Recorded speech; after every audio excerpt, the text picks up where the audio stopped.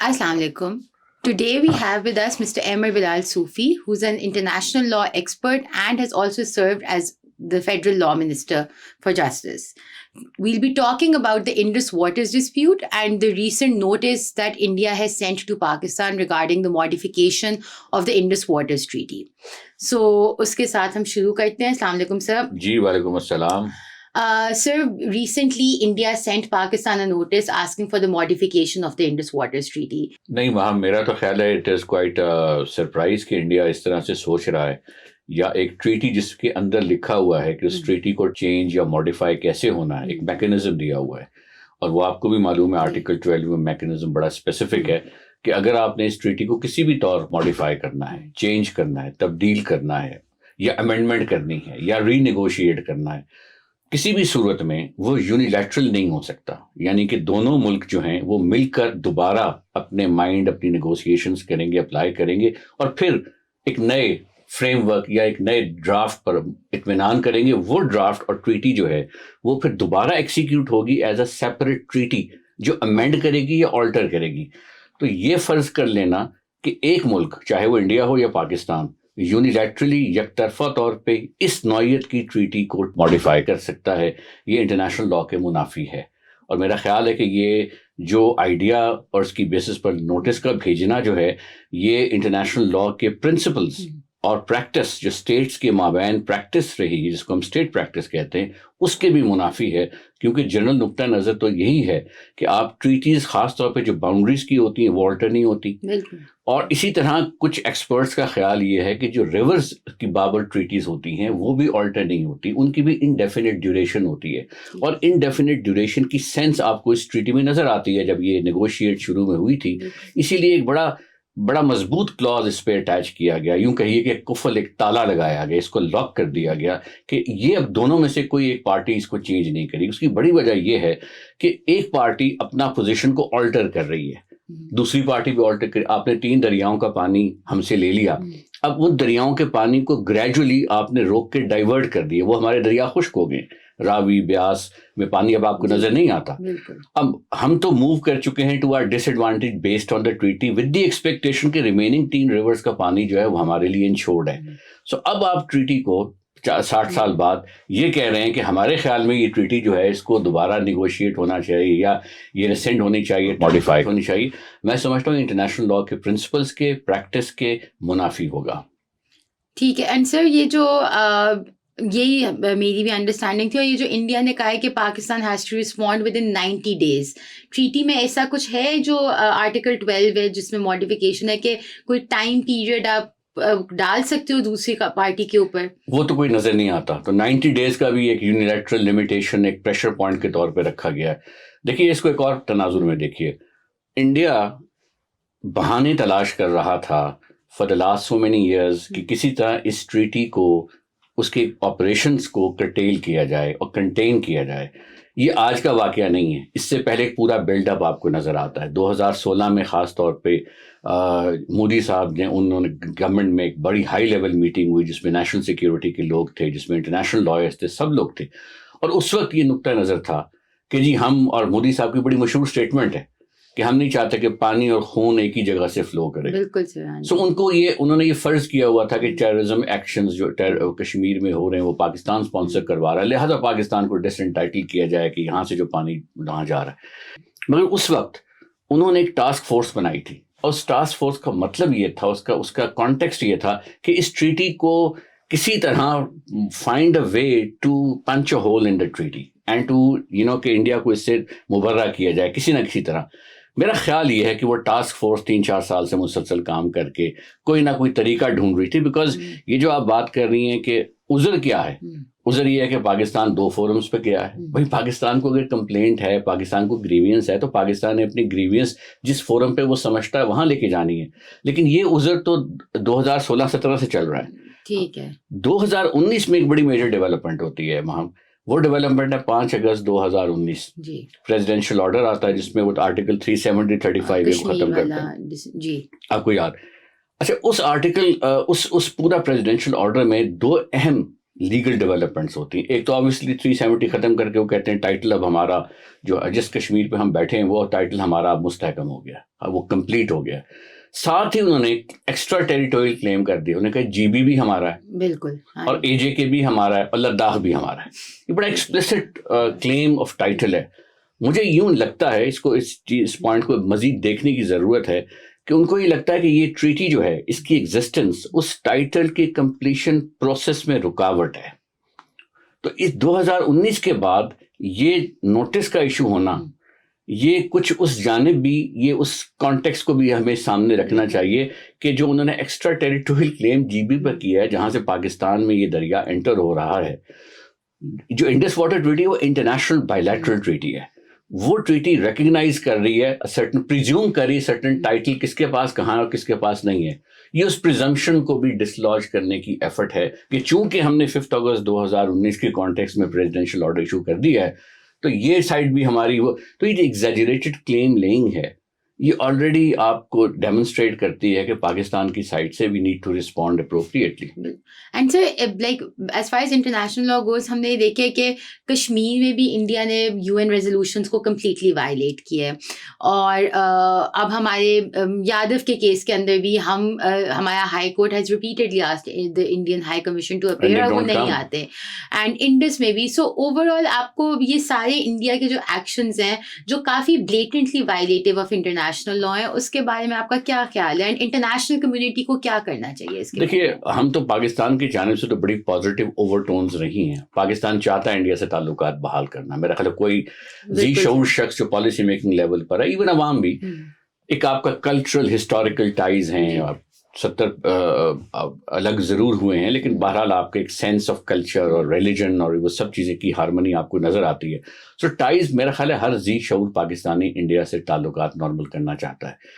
اس کے لیے ہم نے تو ایک زمانے میں لیگل ڈپلومیسی کا بھی فریم ورک سجیسٹ کیا تھا. ہم نے کہا تھا کہ پاکستان اور انڈیا کے کئی مسائل کی نیچر ایسی ہے کہ وہ لیگل ہیں.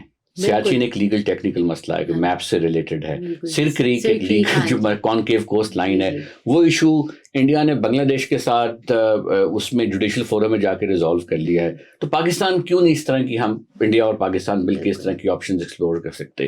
اسی طرح ٹرانزٹ ہے, ٹرانزٹ میں ان کے رائٹس ہم دینے کو تیار ہو جائیں, اگر وہ ہمیں ڈھاکہ تک دے دیں, کھٹمنڈو تک ہمیں بھی ایکسیس دے دیں لینڈ کی, ہماری ٹرکس کیوں نہ ادھر جائیں. سو میرا خیال ہے پاکستان میں پالیسی میکنگ سرکلز میں کافی اویئرنیس ہے, پرویکٹیونیس ہے, اور پازیٹیوٹی ہے کہ ہمیں انڈیا کے ساتھ تعلقات بہتر کرنے چاہیے. لیکن جب اس طرح کی ڈیولپمنٹس ہوتی ہیں وہ آپ کو ذرا پریشان کر دیتی ہیں کہ یہ تو اس کا مطلب یہ ہے کہ دے آر کانسٹنٹلی, وہ جو ان کی ایک ہیجیمونک پالیسی تھی جو اپیرنٹلی آپ کو لگتا تھا ایک سیاسی جماعت تک محدود ہے, وہ سیاسی جماعت جو بی جے پی الیکشن سے باہر تھی اس وقت وہ کہا کرتی تھی, جب گورنمنٹ میں I now it is becoming a state position.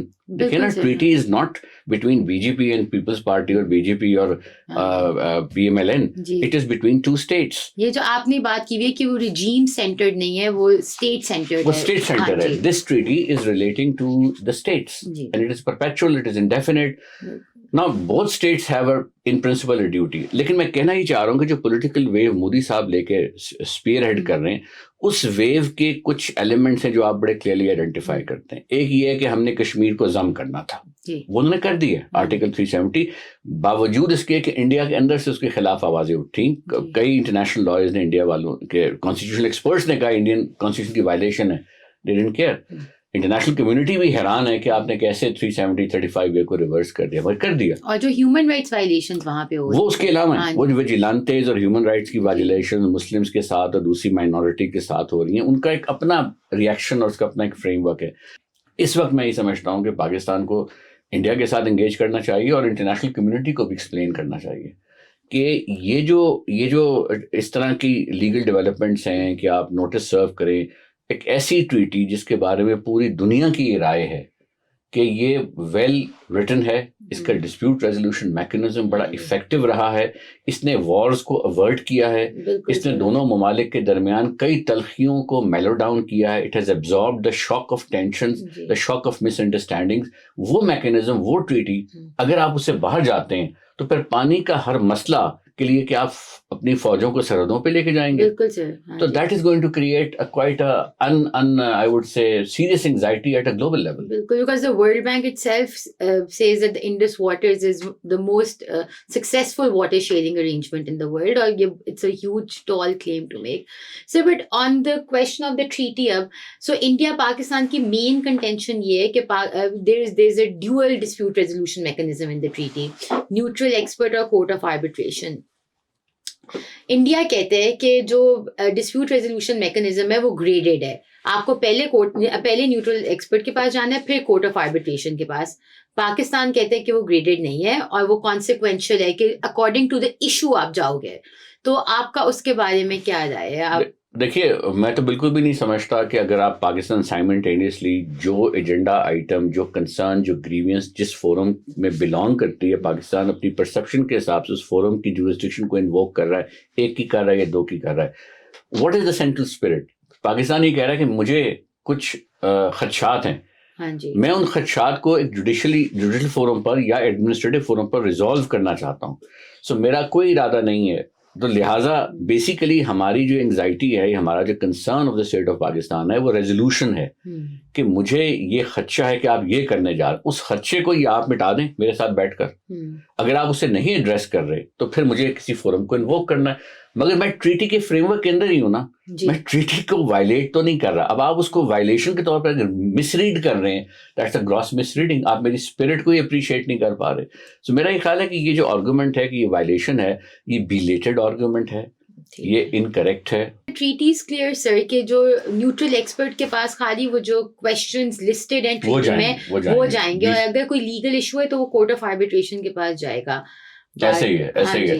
تو پاکستان کو ان چیزوں کی وضاحت کرنی چاہیے, اور نوٹس کا جواب دینے سے پہلے میرا خیال ہے انٹرنیشنل کمیونٹی کو, خاص طور پہ P5 کنٹریز کو آن بورڈ لینا چاہیے. ٹھیک ہے سر. اور ان کو ایکسپلین کرنا چاہیے کہ دیکھیے یہ ہے, اگر یہ ٹریٹی نہیں ہوتی ہے تو threat, this notice will be seen as a possible threat to the use of force. It's a threat, economic threat ہے نا. بالکل سر. So یہ آرٹیکل 2(4) کے نیچے threat of use of force جو ہے اس کی وائلیشن سارا کچھ ہے. تو پھر Pakistan will feel very very insecure and it will be politically tempted. There will be a lot of public pressure on the state of Pakistan کہ آپ بھی push back کریں on a certain area. بالکل. So وہ unnecessary tension کو مزید بڑھانے والی بات ہے. یہ انڈیا already, آپ کو پتہ ہے world bank brokered the treaty, so it's a signatory to the treaty as well. India کے recently state officials نے on the record کہا ہے کہ world bank has overstepped its role under the treaty, and یہ تو پاکستان اور India کا by lateral مسئلہ ہے, ورلڈ بینک کو تو اس کے اندر پڑھنا ہی نہیں چاہیے. یہ جو انڈیا کا موقف ہے یہ درست نہیں ہے, اور یہ ہم تو ہماری گریوینس ہے, ہم اس گریوینس کو لے کر گئے. اس کو آپ کیسے کنسٹرو کرتے ہیں کہ یہ ٹریٹی کی وائلیشن ہے؟ ہم تو چاہتے ہیں کہ ٹریٹی کے فریم ورک میں رہے ایشو.